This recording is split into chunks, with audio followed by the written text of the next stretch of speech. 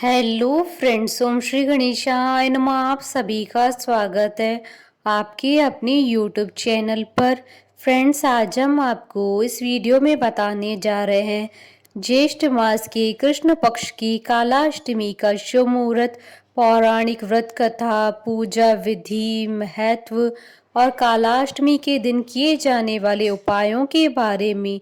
Friends, video शुरू करने से पहले आपसे रिक्वेस्ट है, अगर आप हमारे चैनल पर नए हैं और आपने अभी तक चैनल को सब्सक्राइब नहीं किया है तो प्लीज़ सब्सक्राइब कीजिएगा चैनल को, साथ ही प्रेस कीजिएगा बेल आइकन को, जिससे नए वीडियो से रिलेटेड नोटिफिकेशन आपको तुरंत प्राप्त हो सके।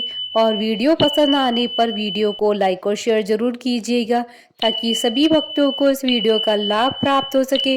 और कमेंट बॉक्स में ओम नमः शिवाय जरूर लिखिएगा। हिंदू पंचांग के अनुसार प्रत्येक माह में कृष्ण पक्ष की अष्टमी तिथि को कालाष्टमी मनाई जाती है। इस दिन शिव जी के रुद्र स्वरूप भगवान काल भैरव की पूजा करने का विधान है। काल भैरव भगवान शिव का 5वां अवतार माने गए हैं। भगवान काल भैरव को काशी का कोतवाल भी कहा जाता है। इनके 8 स्वरूप माने गए हैं, जिनमें से भगवान भटुक भैरव की पूजा ग्रस्त लोगों और साधारण जनों के लिए लाभकारी रहती है, क्योंकि बटुक भैरव स्वरूप को सौम्य स्वरूप माना जाता है। भगवान काल भैरव के भटुक भैरव स्वरूप भक्तों को अभय देने वाले सौम्य रूप में प्रसिद्ध है। मान्यताओं के अनुसार भगवान भैरव के भक्तों का अनिष्ट करने वालों को तीनों लोकों में कोई शरण नहीं दे सकता।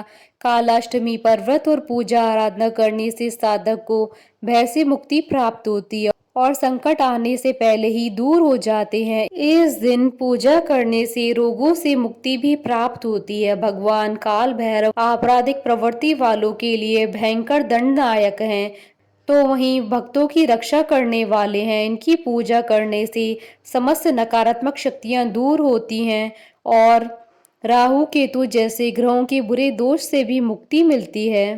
फ्रेंड्स, अब आइए जानते हैं ज्येष्ठ मास की कालाष्टमी की शुभ मुहूर्त के बारे में। हिंदू पंचांग के अनुसार साल 2024 में ज्येष्ठ मास की कालाष्टमी का व्रत 30 मई 2024 गुरुवार के दिन है। ज्येष्ठ कृष्ण अष्टमी तिथि प्रारंभ होगी 30 मई 2024 को सुबह 11:43 पर और ज्येष्ठ कृष्ण अष्टमी तिथि का समापन होगा 31 मई 2024 को सुबह 9:38 पर। निशीता काल पूजन का समय रहेगा रात्रि 12:02 से रात्रि 12:45 तक और इस दिन रवि योग रहेगा सुबह 5:33 से सुबह 7:31 तक।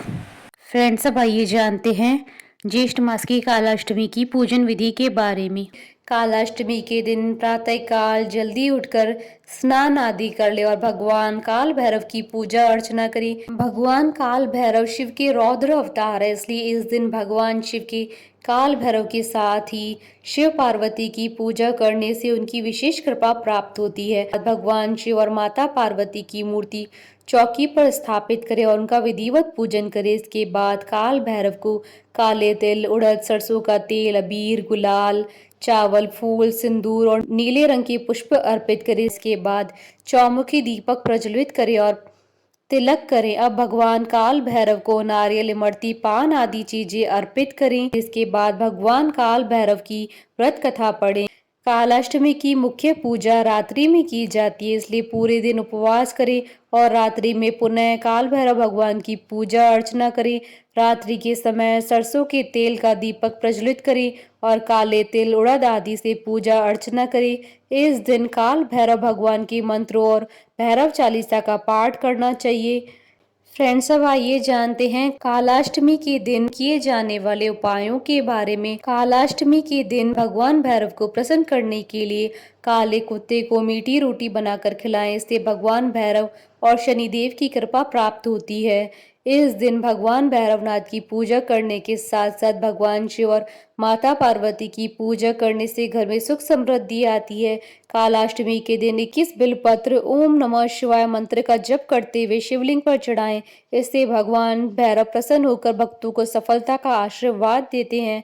कालाष्टमी के दिन भगवान भैरव को सिंदूर, सरसों का तेल, नारियल, चना आदि में से कोई भी एक चीज जरूर चढ़ाएं और सरसों के तेल का दीपक उनके समक्ष जरूर जलाएं। कालाष्टमी के दिन किए गए उपाय बहुत ही फलदायी माने जाते हैं। फ्रेंड्स, अब आइए आरंभ करें ज्येष्ठ मास की कालाष्टमी की व्रत कथा। पौराणिक कथा के अनुसार एक बार की बात है कि ब्रह्मा, विष्णु और महेश इन तीनों में श्रेष्ठता की लड़ाई चली। इस प्रकार इस बात पर बहस बढ़ गई तो सभी देवताओं को बुलाकर बैठक की गई। सबसे ही यही पूछा गया कि श्रेष्ठ कौन है। सभी ने अपने अपने विचार व्यक्त किए और उत्तर खोजा, लेकिन उस बात का समर्थन शिवजी और विष्णु ने तो किया, परंतु ब्रह्मा जी ने शिवजी को अपशब्द कह दिए। इस बात पर शिवजी को क्रोध आ गया और शिवजी ने इसे अपना अपमान समझा। शिवजी ने उस क्रोध में अपने रूप से भैरव को जन्म दिया। इस भैरव अवतार का वाहन काला कुत्ता है। इसके एक हाथ में छड़ी है।